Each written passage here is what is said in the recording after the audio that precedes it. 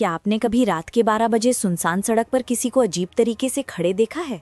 और अगर वो आपको घूरते हुए हल्का सा मुस्कुरा दे तो क्या आप रुकेंगे या बिना पीछे देखे भाग जाएंगे?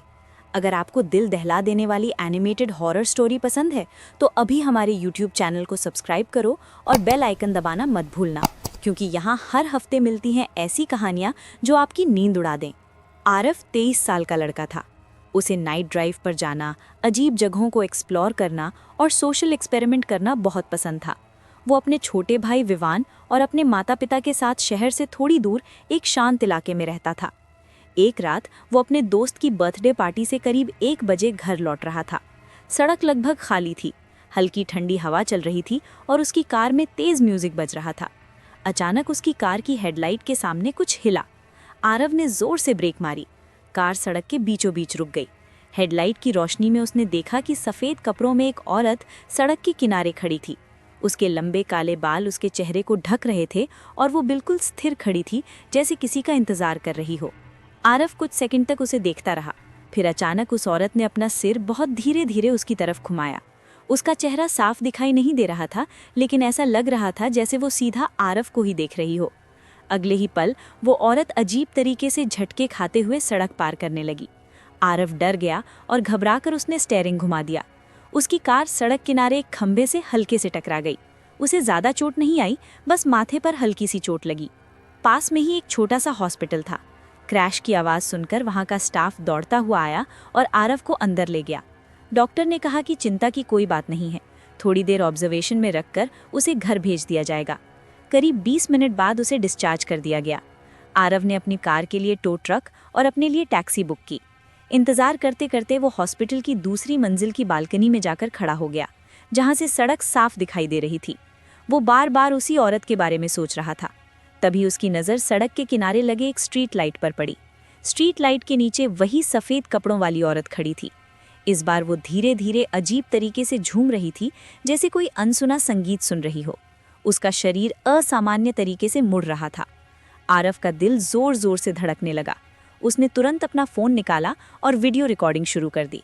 लेकिन जैसे ही उसने दोबारा स्क्रीन पर देखा, रिकॉर्डिंग अपने आप बंद हो गई। जब उसने गैलरी चेक की तो वहाँ कोई वीडियो नहीं था। उसने घबराकर दोबारा स्ट्रीट लाइट की तरफ देखा, पर वो औरत वहाँ से गायब थी। घर पहुँचते ही आरव ने इंटरनेट पर सर्च करना शुरू कर दिया। कुछ ही देर में उसे एक पुराना वीडियो मिला, जिसमें ठीक वैसी ही औरत स्ट्रीट लाइट के नीचे अजीब तरीके से झूम रही थी। लोगों ने उसे डांसिंग शैडो नाम दिया था।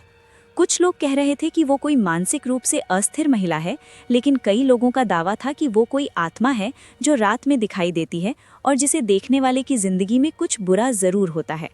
ये सब पढ़कर आरव का डर कम होने के बजाय और बढ़ गया, लेकिन उसकी जिज्ञासा भी बढ़ गई।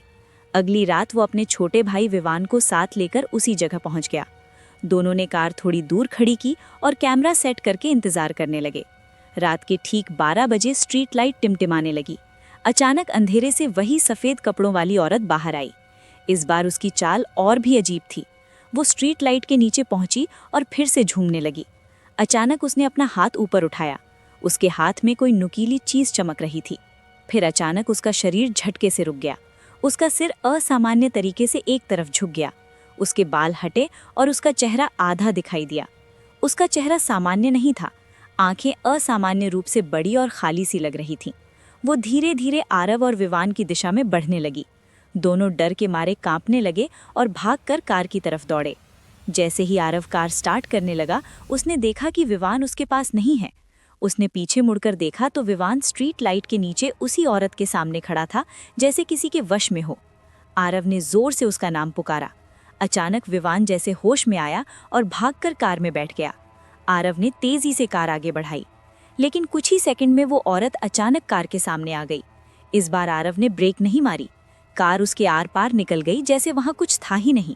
जब उसने रियर व्यू मिरर में देखा तो वो औरत सड़क के बीच खड़ी थी और धीरे धीरे धुंध में गायब हो गई। दोनों भाई किसी तरह घर पहुंचे। अगले दिन विवान ने कांपती आवाज में बताया कि उस औरत ने उससे कहा था, मैं छाया हूँ और मैं तुम्हारी सबसे कीमती चीज लेकर जाऊंगी। आरव ने उसकी बात को डर समझकर नजरअंदाज कर दिया। लेकिन 3 दिन बाद उनकी माँ का एक्सीडेंट उसी स्ट्रीट लाइट के नीचे हुआ। वो बच नहीं सकी।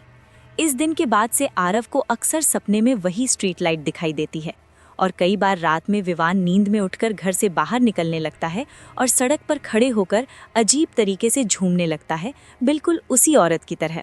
दोस्तों, ये कहानी सच है या सिर्फ एक इंटरनेट लेजेंड, ये कोई नहीं जानता। लेकिन अगर कभी रात में आपको सुनसान सड़क पर स्ट्रीट लाइट के नीचे कोई अजीब परछाई झूमती हुई दिखे तो उससे दूर ही रहना, क्योंकि कुछ चीज़ें इंसान नहीं होती और उनसे उलझना महंगा पड़ सकता है।